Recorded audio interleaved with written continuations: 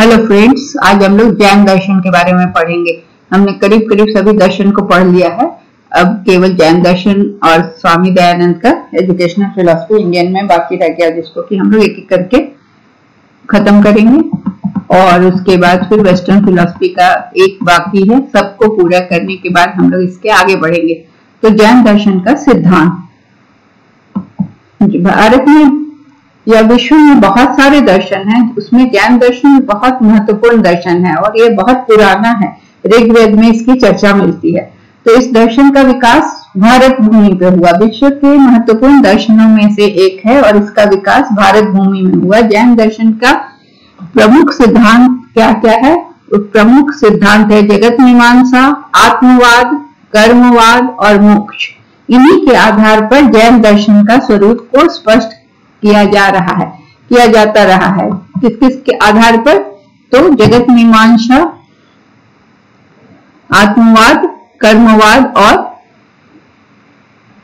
मोक्ष इत्यादि।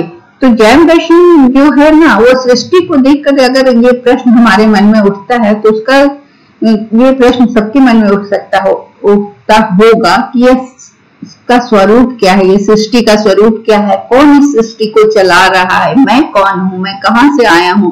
ये जो अस्तित्व है, अपने अस्तित्व और सृष्टि के अस्तित्व के संबंध में जो प्रश्न मन में उत्पन्न होते हैं, तो इन सबों का उत्तर कौन देता? ज्ञान दर्शन से मिलता है। तो जगत के बारे में ज्ञान दर्शन का क्या कहना है? कहना है कि जगत जो है वो शाश्वत है। जगत किसी ईश्वर के द्वारा बनाया हुआ नहीं है। जैन दर्शन का मानना है कि जगत शाश्वत है और इसको बनाने वाला, इसका नियंता कोई ईश्वर नहीं, बल्कि 6 द्रव्यों के आधार पर यह जगत स्वयं संचालित होता है। इन 6 द्रव्यों के बारे में हम आगे जानेंगे। ठीक है, तो हम लोग ये ज्ञान दर्शन ईश्वर को नहीं मानता है, इस जगत का नियंता। जैन दर्शन एक प्राचीन भारतीय दर्शन है, जैसा मैंने बताया कि ऋग्वेद में भी इसकी चर्चा है। और यह जो दर्शन है या जैन धर्म भी है, तो ये क्या है, अहिंसा को बहुत ज्यादा महत्व देता है। और इस अहिंसा के कारण आपने देखा होगा, हम लोग ये हमारे अनुभव की बात है कि हमारे जो जैन बंधु लोग होते हैं वो शाम के पहले खाना खा लेते हैं, क्योंकि अंधेरे में उन्हें जीव हत्या का डर होता है कि अंधेरे से खाने के समय किसी जीव की हत्या ना हो जाए। इसलिए अहिंसा का बहुत महत्व है।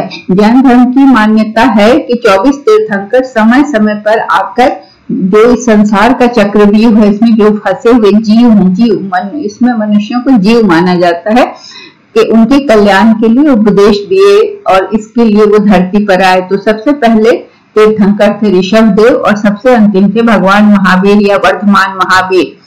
6ठी शताब्दी ईस्वी पूर्व में अंतिम तीर्थंकर भगवान महावीर के द्वारा जैन दर्शन का परिमार्जन हुआ या पुनरावरण हुआ।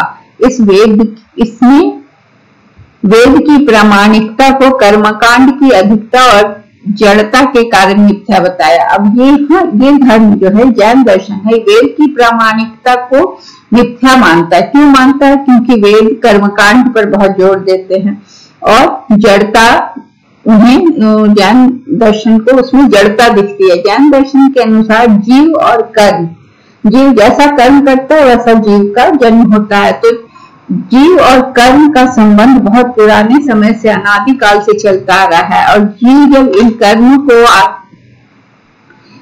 को अपनी आत्मा से मुक्त कर देता है, मतलब जीव का जो जन्म होता है वो अपने कर्मों के अनुसार कर्मों का फल भोग करने के लिए होता है। तो जब जीव अपनी आत्मा को इस कर्म से मुक्त कर देता है तो वह क्या हो जाता है? वो स्वयं भगवान बन जाता है, ईश्वर बन जाता है। लेकिन इसके लिए उसे पुरुषार्थ करना पड़ता है। यह जैन धर्म की मौलिक मान्यता है कि जीव जो अपने कर्म किए हैं उनका भोग को भोगने के लिए बार बार इस धरती पर आएगा। जिस दिन वो अपने कर्मों के भोग को खत्म कर देता है, अपनी आत्मा को उन कर्मों के बोझ से मुक्त कर देता है, वो स्वयं ईश्वर बन जाता है। तो ये जैन धर्म की मौलिक मान्यता यही है। अब जैन धर्म 2 तरह के द्रव्य मानता है, एक जीव द्रव्य, एक अजीव द्रव्य, मतलब 2 तरह की वस्तुएं हैं द्रव्य। जीव द्रव्य क्या है? जीव, जो आत्मा, जैन दर्शन में एक स्वतंत्र द्रव्य है। जीव कौन है? जिसमें चेतना है। चेतना जीव का असाधारण धर्म है। चेतना लक्षणों जीव है, मतलब जो कॉन्शियस है वो जीव है। और अजीव द्रव्य वे हैं जिनमें चेतना नहीं होती। तो इसको हम सजीव और निर्जीव से समझ सकते हैं। निर्जीव में चेतना नहीं होती, सजीव में चेतना होती है। अजीव द्रव्य के 5 भेद हैं। पुद्गल, फिर आगे हम चल के समझेंगे पुद्गल क्या है। पुद्गल, धर्म, अधर्म, फिर आकाश और काल। ये विश्व 6 द्रव्यों की रचना है। 6 द्रव्यों की रचना है जिसे आगे हम बताएंगे। और 2 प्रकार के जीव हैं। कौन कौन? एक मुक्त जीव, एक संसारी जीव। मुक्त जीव कौन है? जिसने अपने को कर्मों से, सांसारिक कर्मों से मुक्त कर दिया। मुक्त जीव को परमात्मा, ईश्वर, सर्वशक्तिमान, सिद्ध, शुद्ध जीव आदि के नाम से जाना जाता है। मतलब जैसा भी हमने देखा कि वो कहते हैं जो अपने को कर्मों के बंधन से मुक्त कर देता है वो स्वयं ईश्वर बन जाता है, तो वो मुक्त जीव हो जाता है। मुक्त जीव को परमात्मा, ईश्वर, सर्वशक्तिमान या सिद्ध, शुद्ध जीव या सिद्ध कहा जाता है। इन मुक्त जीवों के अतिरिक्त जो भी जीव हैं संसारी जीव हैं, जो संसार में विचरण करते हैं। जैन दर्शन में जीव शब्द आत्मा और शरीर दोनों के संदर्भ में है। मतलब जीव का संबंध सांसारिक जीव के लिए है और जैन दर्शन में जितने शरीर हैं उतने जीव हैं। और जीव का लक्षण क्या है? उपयोग करता है, स्वदेह परिणामी और सांसारिक रूप में बताया गया है। जीव का उपयोग लक्षण चेतना है। अब ज्ञान शब्द की व्युत्पत्ति किससे हुई है? तो जिन शब्द, जिन से। जिन, जिन क्या हुआ? जिन का अर्थ क्या है?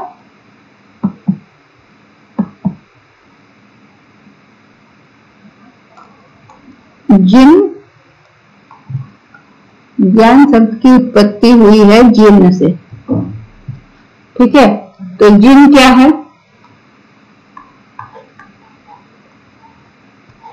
जिन वो है जिसका अर्थ होता है विजेता। विजेता कौन होता है? विजेता वो होता है वह व्यक्ति जो अपनी इच्छा पर, अपनी कामना पर, अपने मन पर विजय प्राप्त कर लिया। और जो ऐसा व्यक्ति होता है जो उसने इच्छाओं पर, कामनाओं पर विजय प्राप्त कर लिया, वो संसार में आवागमन से मुक्त हो जाता है। मतलब उसका पुनर्जन्म नहीं होता। तो संसार के आवागमन से मुक्त हो गया, वो ईश्वर हो गया। इन्हीं जीनों के उपदेश को मानने वाले जैन और उनके सांप्रदायिक सिद्धांत जैन सिद्धांत के रूप में विख्यात हुए। तो इनके उपदेश को जो मानते हैं उन्हें जैन कहा जाता है और उनके सांप्रदायिक सिद्धांत जैन सिद्धांत के रूप में प्रख्यात हुए। जैन दर्शन अरहत दर्शन के नाम से भी जाना जाता है। जैन धर्म में 24 तीर्थंकर हुए महापुरुष, जिनको जैन लोग ईश्वर के रूप में मानते हैं। 24 तीर्थंकरों को, और पहले थे ऋषभदेव और अंतिम थे वर्तमान महावीर। कुछ तीर्थंकरों के नाम ऋग्वेद में भी मिलते हैं, जिससे पता चलता है कि जैन धर्म कितना प्राचीन है। जैन धर्म का मुख्य ग्रंथ मागधी भाषा में प्राकृत में लिखा गया है। कुछ बाद में कुछ जैन विद्वानों ने संस्कृत में भी ग्रंथ लिखे।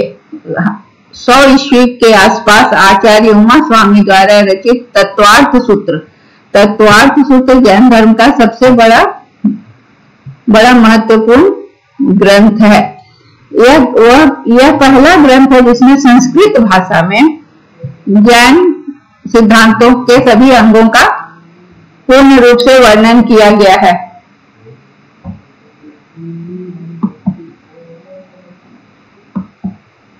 जैन दर्शन में भौतिक वस्तुओं की सत्ता को स्वीकार करते हुए उसका नामकरण पुद्गल के रूप में किया है। पुद्गल का सामान्य अर्थ है भौतिक वस्तु। पुद्गल क्या है? भौतिक वस्तु।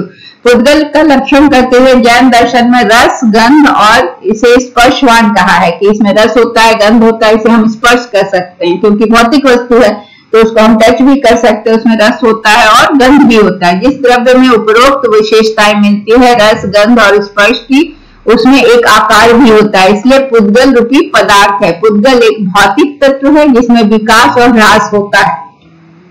अतः जो द्रव्य पूरण और गलन के द्वारा, जिसको हम पूरण या गलन मतलब उसको लिक्विड भी फॉर्म में ला सकते हैं, वह पुद्गल कहलाता है। जैन दर्शन में खाली स्थान को आकाश कहते हैं। खाली जो भी स्पेस होता है उसको आकाश कहते हैं। आकाश क्या होता है? खाली स्थान सभी वस्तुओं को आश्रय प्रदान करता है। इसे एक सर्वव्यापक, अखंड, अमूर्त, अवर्ण द्रव्य के रूप में स्वीकार किया गया है। यह सर्वव्यापक है क्योंकि विशाल, अखंड है यह, और अमूर्त है, जिसे देख नहीं सकते, छू नहीं सकते, अमूर्त है। अवर्ण द्रव्य के रूप में आकाश को स्वीकार किया गया है। यद्यपि आकाश एक अखंड द्रव्य है, परंतु प्रदेशों की अपेक्षा अनंत प्रदेश खंड है। इसके मतलब प्रदेश में प्रदेश हो गया जमीन और आकाश, दोनों के बीच में ही कुछ भाग में सब द्रव्य अवस्थित है। इस भाग का नाम लोक है। आकाश और धरती के बीच में जो स्थान है, जो खंड है आकाश और अनंत प्रदेश के बीच में सब द्रव्य अवस्थित है, जिसका नाम लोक है, और शेष भाग को अलोक कहते हैं। काल शब्द से सभी परिचित हैं। काल क्या होता है? समय। समय को मापने के लिए जो भी हमारे पास यूनिट है, वर्ष, महीना, दिन, पहर, घंटे, मिनट, सेकेंड, मुहूर्त, क्षण आदि का प्रयोग होता है। तो इसे हम तो 6 में क्या हुआ? पुद्गल हुआ, आकाश हुआ, उसके बाद हुआ अनंत प्रदेश खंड 3, फिर द्रव्य लोक, चौथा आलोक, और चौथा लोक, पांचवा लोक, और काल, फिर छठा काल हो गया। जैन धर्म के 5 मूल जैन धर्म क्या है? 5 मूल सिद्धांतों का विश्लेषण है। जैन धर्म के 5 सिद्धांत हैं, जिसको हम एक एक करके देखेंगे। जो जीवन, ये सिद्धांत क्रमबद्ध रूप से हमें इस प्रकार का जीवन जीना सिखाते हैं जिससे हम अपने अंदर शांति और आनंद का अनुभव कर सके। मतलब इन सिद्धांतों को जब हम अपनाते हैं तो हमारा जीवन सुखमय और आनंदमय होता है। पहला है अहिंसा। जैन धर्म जीवन का पहला मूलभूत सिद्धांत देते हुए भगवान महावीर ने कहा कि अहिंसा परमो धर्म। इस अहिंसा में समस्त जीवन का सार है। इसे हम अपने दिनचर्या में 3 आवश्यक नीतियों का पालन करके शामिल कर सकते हैं। पहला है कायिक हिंसा, मतलब कष्ट नहीं देना। यह अहिंसा का सबसे स्थूल रूप है, जिसमें हम किसी प्राणी को जाने या अनजाने अपने शरीर के द्वारा कष्ट नहीं पहुंचाते। मानव जीवन की अमूल्यता इसी तथ्य में है कि उसके द्वारा किसी को स्थूल रूप से कोई भी पीड़ा, चोट, घाव नहीं पहुंचे। दूसरा है मानसिक अहिंसा, अनिष्ट नहीं सोचना। अहिंसा का यह सूक्ष्म स्तर है। ये स्थूल रूप है कि शारीरिक रूप से चोट नहीं पहुंचाना, सूक्ष्म स्तर है कि मानसिक रूप से पीड़ा ना पहुंचाना, किसी के बारे में अहित ना सोचना, अनिष्ट नहीं सोचना, बुरा नहीं सोचना, हानिकारक नहीं सोचना। हिंसा से पूरित मनुष्य क्या होता है? दूसरे को क्षति पहुंचाने की वृत्ति से भरा होता है। लेकिन अहिंसा का सूक्ष्म स्तर जो है वो क्या बताता है कि भावना से भी किसी को जाने अनजाने ठेस नहीं पहुंचाएं। तीसरा है बौद्धिक हिंसा। बौद्धिक हिंसा में है घृणा नहीं करना। यह सूक्ष्मतम स्तर है। पहला स्थूल स्तर था शारीरिक कष्ट नहीं देना, दूसरा था अनिष्ट नहीं किसी का सोचना, ये सूक्ष्म स्तर, और ये सूक्ष्मतम स्तर है जहां पर किसी से घृणा नहीं करना। यह ऐसा सूक्ष्मतम स्तर पर ऐसा बौद्धिक विकास होता है कि जीवन में आने वाले किसी भी व्यक्ति, वस्तु, परिस्थिति के प्रति घृणा का भाव ना हो। हम निरंतर अपने आसपास रही उन वस्तु, व्यक्ति, परिस्थितियों के प्रति घृणा भाव से भरे रहते हैं, जो हमारे अनुकूल नहीं बोलते, जो हमारे प्रतिकूल होते हैं या जिन्हें हम अपने अनुकूल नहीं बना पा रहे हैं। तो ये घृणा की भावना हमारे भीतर अशांति, असंतुलन और असामंजस्य पैदा करती है। तो ये भी एक तरह की हिंसा है। तो उन्होंने 3 तरह की अहिंसा है। अहिंसा मतलब नहीं पहुंचाना और हिंसा मतलब पहुंचाना। तो इन्होंने कायिक अहिंसा, मानसिक अहिंसा और बौद्धिक अहिंसा को बतलाया। दूसरा है उनका सत्य। धर्म जगत में सत्य के सिद्धांत की व्याख्या बहुत ही भ्रांतिपूर्ण रूप से की जाती है। जैसे अपने बच्चों और युवा पीढ़ी को ज्ञान सिद्धांत हमेशा सत्य बोलने की प्रेरणा देते हैं, लेकिन क्या वो 2री, 3री कक्षा में पढ़ाई जाने वाली नीति का यह सूत्र भगवान महावीर के द्वारा दिया गया महाव्रत हो सकता है?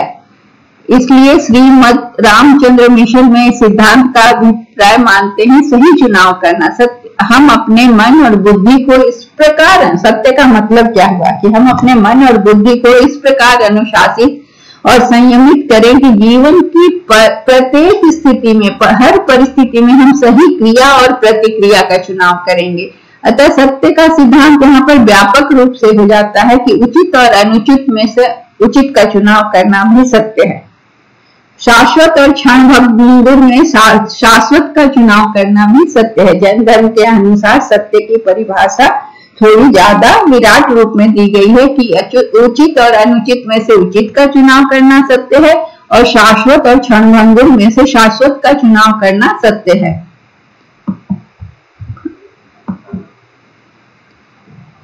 तीसरा है अचौर्य। अचौर्य का मतलब होता है चोरी नहीं करना। चेतना के उन्नत शिखर से भगवान महावीर ने यह उपदेश दिया कि अचौर्य महाव्रत को संसार के सभी जीव अपनी सामान्य बुद्धि द्वारा नहीं समझ पाते।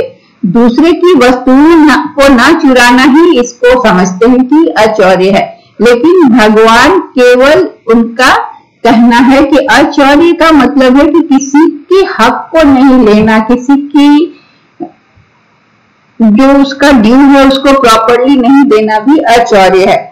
चौथा है ब्रह्मचर्य। ब्रह्मचर्य में 3 तरह के सिद्धांतों का वर्णन किया गया। अहिंसा, सत्य, आचौर्य के परिणाम स्वरूप ये फलीभूत होता है ब्रह्मचर्य। जब 3 सिद्धांतों का पालन होता है तो ब्रह्मचर्य अपने आप फलीभूत होता है, जिसका अर्थ होता है ब्रह्म में स्थिर होना, मतलब ब्रह्म प्लस चर्य, जिसका अर्थ होता है ब्रह्म में स्थिर होना। इसको हम ब्रह्म प्लस चर्य मतलब ईश्वर पर, ब्रह्म मतलब चेतना में स्थिर होना, मतलब अपने को कॉन्शियस रखना, अपने को कंट्रोल करना। जब मनुष्य उचित और अनुचित में से उचित का चुनाव करता है, अनित्य शरीर मन बुद्धि से ऊपर उठकर शाश्वत स्वरूप में स्थित होता है। क्या है? शरीर मन बुद्धि सब क्षणभंगुर है, लेकिन अनित्य शाश्वत स्वरूप क्या है? ईश्वर। तो जब हम आनंद स्वरूप सत्ता के केंद्र बिंदु पर लौटता है तो उसे ब्रह्मचर्य कहा जाता है। शरीर मन बुद्धि में मैं को मानने की धारणा होती है, जिससे बाहर निकलने पर ये शारीरिक जो भी चाहते होती हैं वो गिरती हैं, और इस अवस्था को हम ब्रह्मचर्य कहते हैं। जब हम शरीर से मोह नहीं रहता, जब शरीर से मोह नहीं रहना मतलब शरीर मेरा है ये भावना नहीं रहती, तो शरीर के से भोग और तृष्णा को छोड़ पाना अत्यंत सरल हो जाता है। अपरिग्रह, जो व्यक्ति स्वस्वरूप के प्रति जागृत होता है, मतलब जो अपने शरीर मन बुद्धि को अपना नहीं मानकर जीवन व्यतीत करता है, तो उसकी बाहर की जो दिनचर्या होती है वो संयमित होती है। और जीवन की हर अवस्था में जब उसको लगता है जब मेरा ही शरीर ही मेरा नहीं है, मेरा मन ही और बुद्धि सब मेरा नहीं है, तो हम किसके लिए संग्रह करें?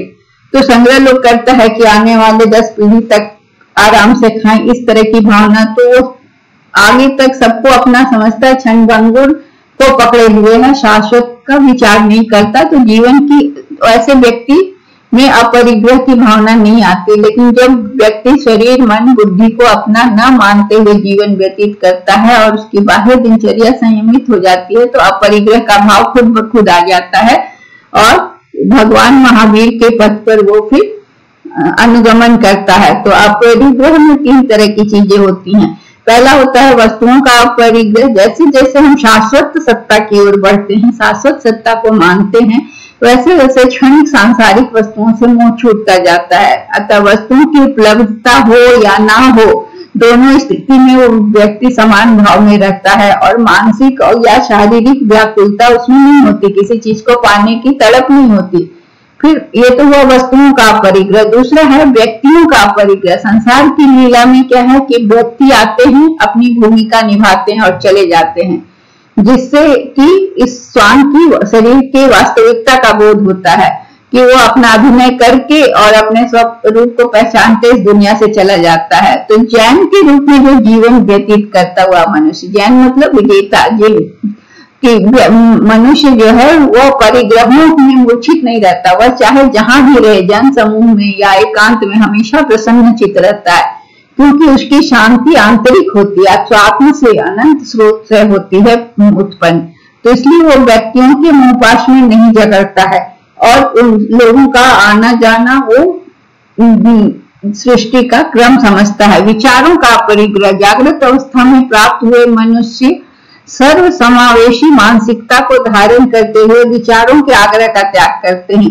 वो भगवान महावीर द्वारा प्रणीत अनेकांतवाद और साधवाद के सिद्धांत को हृदयगत करते हुए सभी के विचारों का सम्मान करते हुए मानते हैं कि कोई भी विचार संपूर्ण नहीं होता या परम नहीं हो सकता, क्योंकि शुद्ध चैतन्य स्वरूप ही परम होता है, तो जिससे विचारों के पार जाकर अनुभव किया जा सकता है। इसलिए किसी भी विचार को वो सभी के विचारों का सम्मान करते हैं, क्योंकि उनको लगता है कि अभी सभी लोग जो हैं वो अभी चैतन्य स्वरूप को प्राप्त ही नहीं किए हैं, इसलिए वो जब इन विचारों के पार जाएंगे तभी उसे अनुभव कर पाएंगे। इस प्रकार जैन धर्म का यह 5 सिद्धांत क्या क्या हुआ? सत्य, अहिंसा, ब्रह्मचर्य, आचार्य, अपरिग्रह और एक क्या था, इसे हम देख लें। आचार्य, सत्य, हाँ, अहिंसा, सत्य, अहिंसा, आचार्य, ब्रह्मचर्य और अपरिग्रह। और अपरिग्रह में भी 3 तरह के अपरिग्रह थे। ठीक है, तो जैन धर्म का ये जो 5 सिद्धांत है वो जीवन व्यतीत करने या व्यापन की ऐसी शैली प्रदान करते हैं जिसमें हम इस मानवीय शरीर से मुक्त हो सकें, मुक्ति के मार्ग की ओर अग्रसर हैं और आत्मनिरीक्षण करते हुए शुद्ध चैतन्य आत्म अनुभव तक पहुंच सके। जैन दर्शन इस संसार को किसी भी ईश्वर के द्वारा बनाया हुआ स्वीकार नहीं करता। वो बोलता है कि ये शाश्वत है, इसका निर्माण किसी ने नहीं किया। जन्म मरण जो होता है उसको भी कोई सार्वभौमिक शक्ति या ईश्वर टाइप की कोई शक्ति नहीं है जो कि उसको नियंत्रित करती है। जीव जैसे कर्म करता है वैसे उसको परिणाम मिलते हैं और इसके लिए वो विभिन्न योनियों में जन्म मरण करता है। नरक, जात, देव, तिर्यन सभी योनियों में वो अपने कर्मों का फल भुगतने के लिए आता है। यहाँ पर उन्होंने किसी ईश्वर के द्वारा बनाए गए संसार की परिकल्पना से जैन धर्म इनकार करता है और मनुष्य के कर्मों को भी महत्व देता है और मनुष्य अपने कर्मों के परिणाम स्वरूप ही विभिन्न जीवों का शरीर धारण करता है या विभिन्न योनियों में जन्म मरण करता है। जैन तत्व मीमांसा, जो कि कभी 7 कभी 9 उपश्रेणियों में मिलकर आधारित है, जिसे सत्य विविध तत्व कहा जाता है। यह मानव दुर्गति की प्रकृति, मानव की जो दुर्गति की प्रकृति और उसका निदान करने का प्रयास है। क्या है तत्व जो है, तो पहला 2 सत्यों, पहला क्या है कि पहला वो मानता है कि जीव और अजीव का अस्तित्व है। तीसरा पहला हुआ जीव, दूसरा अजीव, तीसरा 2 पदार्थों में मेल से जो योग कहलाता है वो तीसरा सत्य है। उसे कर्म द्रव्य जो जीव में प्रवाहित होता है, यह जीव से चिपक जाता है कर्म द्रव्य और कर्म में बदल जाता है। फिर वो कर्म के अनुसार मनुष्य का विभिन्न योनियों में जन्म होता है। चौथा सत्य है बंध का कारक। बंध का कारक मतलब चेतना, जो जीव के स्वभाव में है। जीव जो है वो चेतना है, वही जीव है, और नहीं तो वो अजीव है, मतलब जिसे हम निर्जीव कहते हैं। तो ये जीव के स्वभाव में है और अभिव्यक्ति को सीमित करता है। 5वां सत्य क्या है, जिसको संवर बोलते हैं। जैन धर्म में नए कर्मों की रोक, सही चरित्र, फिर सम्यक चरित्र, सम्यक दर्शन और सम्यक ज्ञान के पालन के माध्यम से या आत्म संयम क्या है, या सम्यक चरित्र, सम्यक दर्शन, सम्यक ज्ञान। तो गहन आत्म संयम मतलब खुद पे कंट्रोल। गहन आत्म संयम के द्वारा मौजूदा कर्मों को भी जलाया जा सकता है। जो भी कर्म हमने गलत किए उसको खत्म करने के लिए गहन आत्म संयम भी काम आता है। इसे 6ठे सत्य के द्वारा निर्जरा शब्द, 6ठा शब्द है निर्जरा। तो पहला क्या हुआ, हम लोग ऐसे करें, पहला जीव, दूसरा अजीव, तीसरा है कर्म द्रव्य, यह जीव से चिपक जाता है। चौथा है बंध, ठीक है। कारक 5वां सत्य बताता है संवर, ये संवर 5वां हुआ पॉइंट संवर। और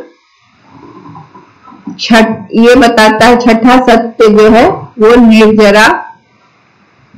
और अंतिम सत्य है जब जीव सभी कर्मों के बंधन से मुक्त होकर मोक्ष या निर्वाण को प्राप्त करता है। तो ये 7वां सत्य है। तो ये 7 तत्व जो हैं जैन तत्व मीमांसा के, ये बताते हैं। और अंतिम सत्य वही है निर्वाण, जो बताता है कि जब जीव सब कर्मों के बंधन से मुक्त हो जाता है तो मोक्ष और निर्वाण को प्राप्त करता है। और जैन शिक्षा का या दर्शन का यही लक्ष्य है।